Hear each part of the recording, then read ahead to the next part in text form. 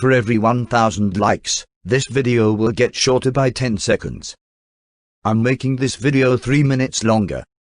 Thus, it can only be trimmed 18 times. I don't have anything else to talk about for 3 minutes straight. But let me tell you a story. Some of you might have already heard it.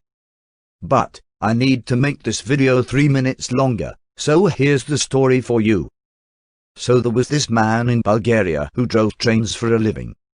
He loved his job. Driving a train had been his dream ever since he was a child. He loved to make the train go as fast as possible. Unfortunately, one day he was a little too reckless and caused a crash. He made it out, but a single person died. Well, needless to say, he went to court over this incident. He was found guilty, and was sentenced to death by electrocution.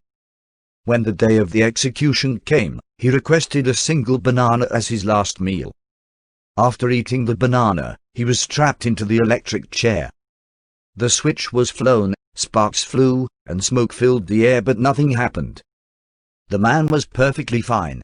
Well, at the time, there was an old Bulgarian law that said a failed execution was a sign of divine intervention, so the man was allowed to go free. Somehow, he managed to get his old job back driving the train. Having not learned his lesson at all, he went right back to driving the train with reckless abandon.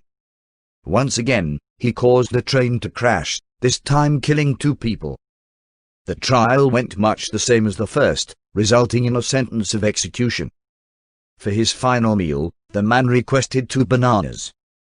After eating the bananas, he was strapped into the electric chair. The switch was thrown, sparks flew, smoke filled the room, and the man was once again unharmed. Well, this of course meant that he was free to go. And once again, he somehow managed to get his old job back. To what should have been the surprise of no one, he crashed yet another train and killed 3 people. And so he once again found himself being sentenced to death.